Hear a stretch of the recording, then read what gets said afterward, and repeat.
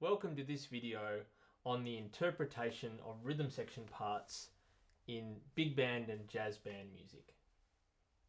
There's a long history of the way that these parts are written for us rhythm section players, and it stretches back almost 100 years. And the assumption has always been that the composer or arranger needs to give the rhythm section players, the guitarists, piano players, bass players and drummers, just enough information to be able to let them do their job. The assumption being that they know their instruments and what to do in the various styles better than the arranger and the composer. And so there's always been this understanding, this relationship between arranger, composer and musician in the rhythm section, where the musician needs to get succinct, clear information in order for them to create the part that they create. And the parts that we create in the rhythm section are based on listening to the whole arrangement or the whole composition, and very particularly listening to the inner workings between the instruments of the rhythm section. The drummer needs to listen to the piano player, and the bass player needs to listen to the drummer. All of these various musical forces are always having a dialogue, having a conversation. And so arrangers and composers have always, since the outset of writing this music for these instruments, have always given on the page the bare minimum that gives the clearest idea of what should be played to make the music work, and left the other 90% of what needs to happen up to the musicians themselves and the conversation that they're creating in the way that they play with each other. In this video, what I want to do is just give you a brief insight into how it sounds when, for example, a young rhythm section player on piano, bass and drums plays exactly what's written on the page of your typical junior high school, late primary school jazz band arrangement. And I've chosen a fairly standard chord progression, and I've chosen a fairly average tempo so that you'll be able to hear exactly what it sounds like when we play the dots, when we play it exactly as written. And then what I want to do is give you an example of how that could be interpreted, how it should be changed by the student who's learning about this type of music and learning the history of how these parts are written and learning their role in the rhythm section and in the broader ensemble, in order to make it actually sound like it's intended.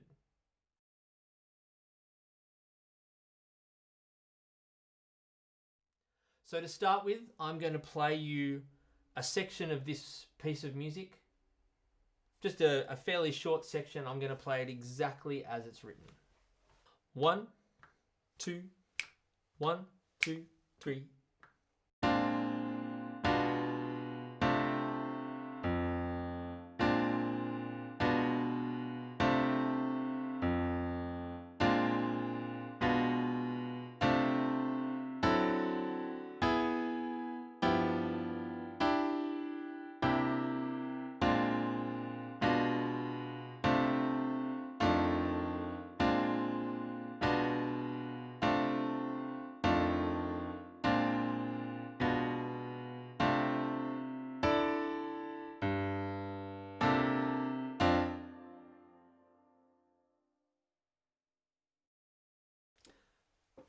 So what you'll probably notice is that rhythmically it's fairly vanilla. It's just minims, semi-breves. There's not actually much in the time feel that's making the music sound interesting or exciting. One of the first things that most people notice when they listen to any sort of jazz or popular music or contemporary music is that there's a lot of syncopation. And in the way that that part is written, obviously there is zero syncopation. So there's reason one to not play the piano part like that if you're in this band, or if you're a director or a conductor or a teacher, to not let it stop there, not let your students play like that.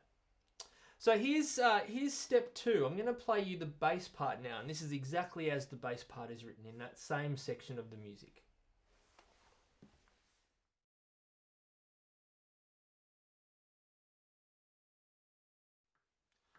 1, 2, 1, 2, 3.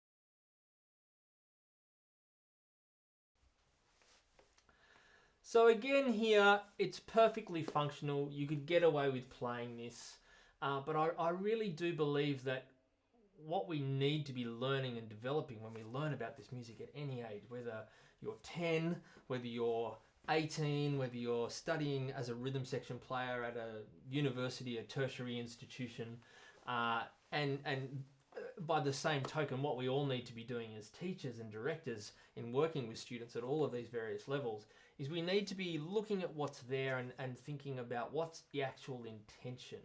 And there's a whole range of things in jazz band playing, big band playing, that are assumed that the students will learn about, that you'll develop in your playing, but that are not written on the page. Things like making dynamic shapes on long notes and using vibrato and of course all the things that always go hand in hand with playing in a group, in an ensemble. Who needs to be the loudest person in the section? That's never written on your music. How loud is forte? What's the style? Is it a strong forte? Is it an exciting forte? You look at an accent. Is an accent a heavy accent? Is it an accent that has a large explosion at the beginning of the sound and then a quick decay?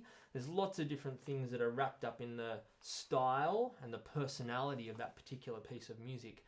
And in jazz band music, that happens across the board in every part, in the saxophone parts, trumpet parts, trombone parts. And yet in the rhythm section, I've always felt like there's many more of those things that have to be understood right from the beginning. So again, with the bass part, it's perfectly functional. If you played the bass part with the piano part, which you'll hear in a minute, it works. But does it sound like a jazz band rhythm section?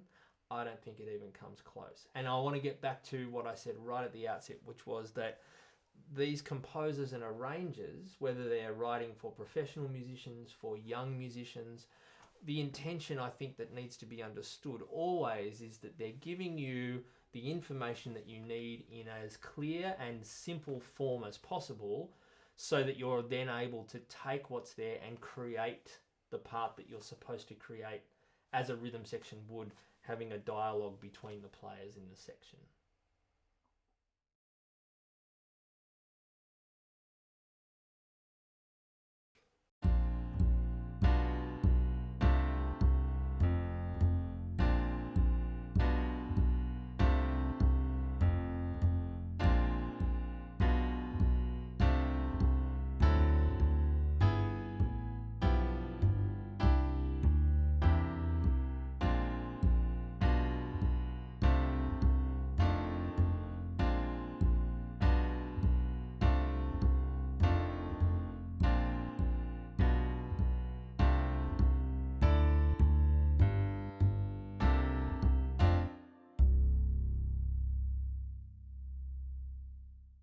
So now it's time to move over to the drum kit part and have a listen to how it sounds if I play the drum kit part exactly as written on the page. And then we're going to put all three of those together, and I think it's going to become fairly clear why it's not a great idea to play these parts exactly as written.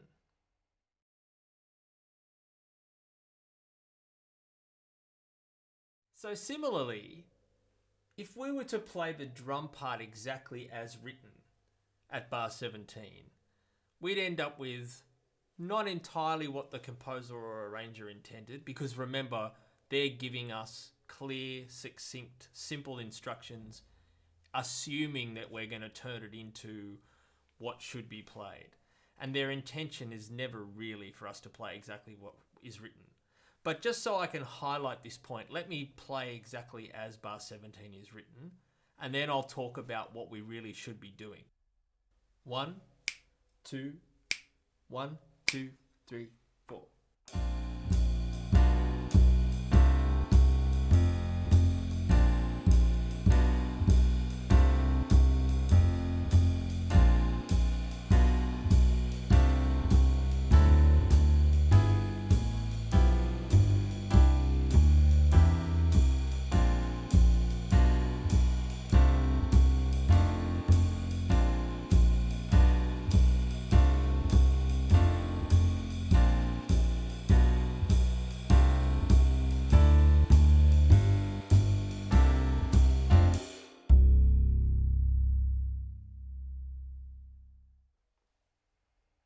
So now that we've heard that, we've had a listen to what it sounds like when we play exactly what's written in those rhythm section parts.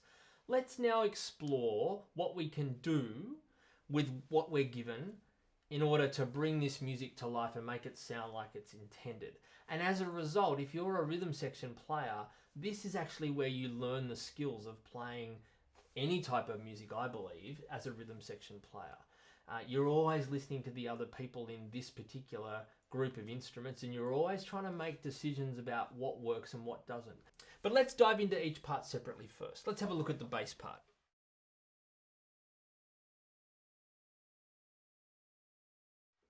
So the bass part has not only this written part, but it also has chord symbols above. And what I want to do is just play the root of the chord. So if it's a B flat 9 chord, then we'll just play a B flat. And we're going to play it as a long note for the entire length of time that that note goes for. And we'll have a listen to what happens. Just a quick note, if the chord is F6/C,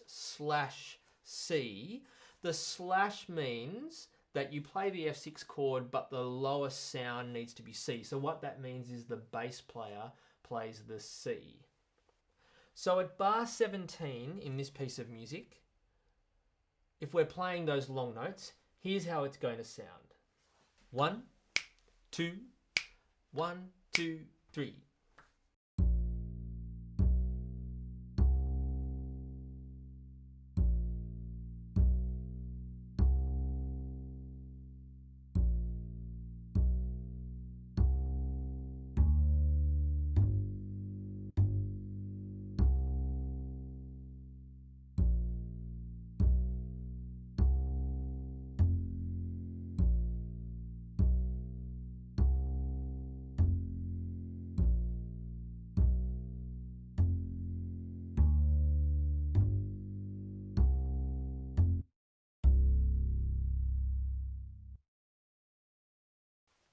The first thing I'm going to do is I'm going to add, before the next chord, a note that's a semitone above it. So for the first two chords, there's not much I can do. And then here, instead of going down to the F, I'm going to approach the F by playing a semitone above it, G flat. So I'm going to go B flat, B, C, G flat, F. And you can do that any bar you like. So start by just playing the chords as long notes. And whenever you feel like it,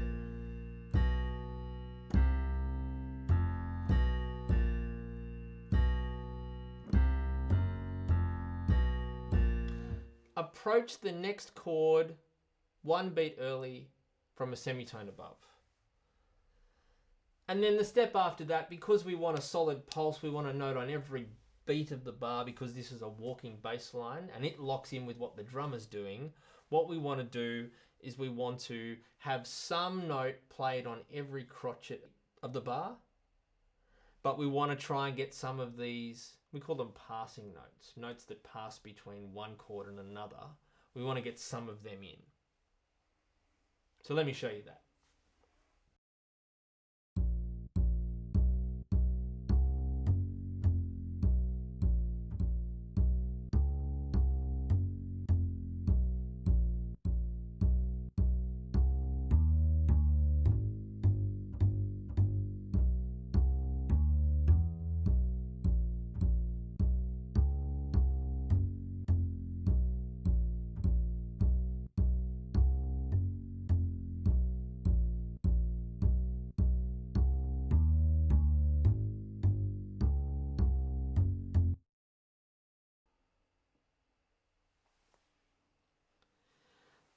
those passing notes that are a semitone above sometimes sound a bit angular. So instead of doing that, we could try a tone above. So we're going to stay in the key signature. This piece is in F major. So we're not going to do anything that's not in the key signature this time. We're going to stay in F major, and we're going to approach from either a note above the next chord, or we're going to approach from a note below the next chord, but always by a step. One note above or one note below in the key signature. Let's see what that sounds like.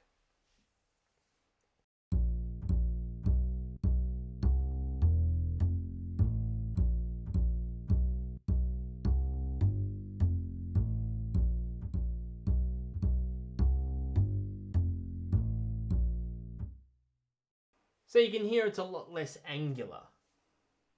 Now, if we mix those two together, and bass players, you'll be able to figure this out on your instrument. I'm sorry that I'm playing it on the piano for you. We mix those two together, some that are in the key signature and some of those semitones above or even semitones below, making sure that we play a note on every beat. And let's hear how our new bass line ends up sounding. Again, I'm using the chord symbols, not the written notes. 1, 2, 1, 2, 3.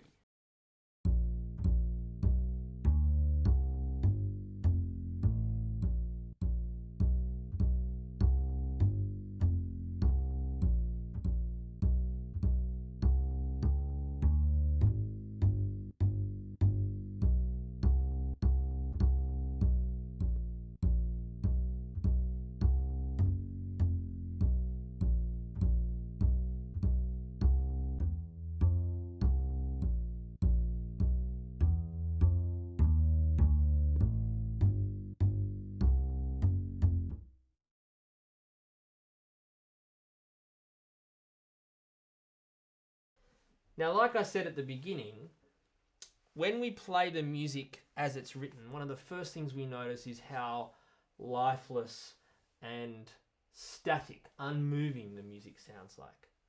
So let's take this approach as a starting point. Let's play the notes that we're given, followed by, but we're going to syncopate them. So here are my rules, and these are good ones to start with. Playing between the beats is better than playing on the beats. And gaps are good. So they're the two rules. Play between the beats instead of on the beats. And gaps are good. Leave gaps. And you can even leave an entire chord out. So I'm going to just play bar 17, 18, 19 and 20. 4 bars, and I'll play them as written first, and then I'll straight away repeat those 4 bars and play them in a way that makes more sense in this music. 1, 2, 1, 2, 3.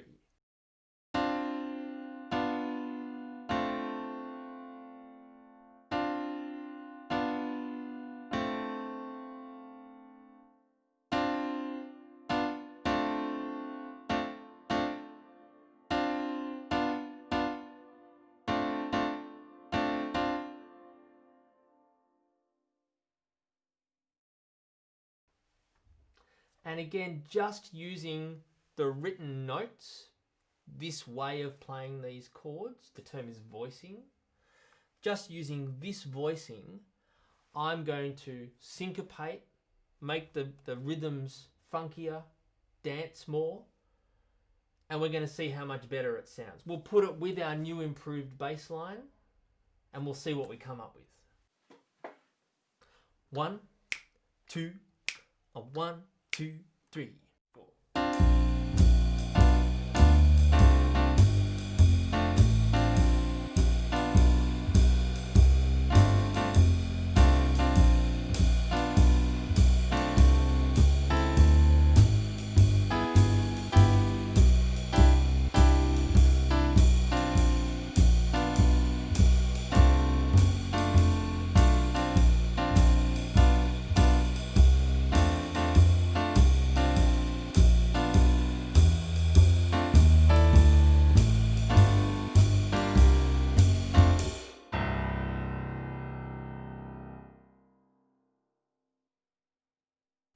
So hopefully you can hear straight away that with that improved bass line that's based on the chord symbols but has the necessary note plus some passing note movement, either a step above, a step below, or those semitones we talked about leading to the next chord, that's giving the bass line some kind of forward momentum, some forward drive, as well as it having something on every beat because it's a walking bass line. And now we've added this vibrant, dancing, rhythmically syncopated, bubbling, rhythmically bubbling piano part just based on the written notes in the right hand, and we've already got something that sounds more like a piano player and a bass player would in a real jazz band. And it's all there on the music for you. You just have to know what to do with it.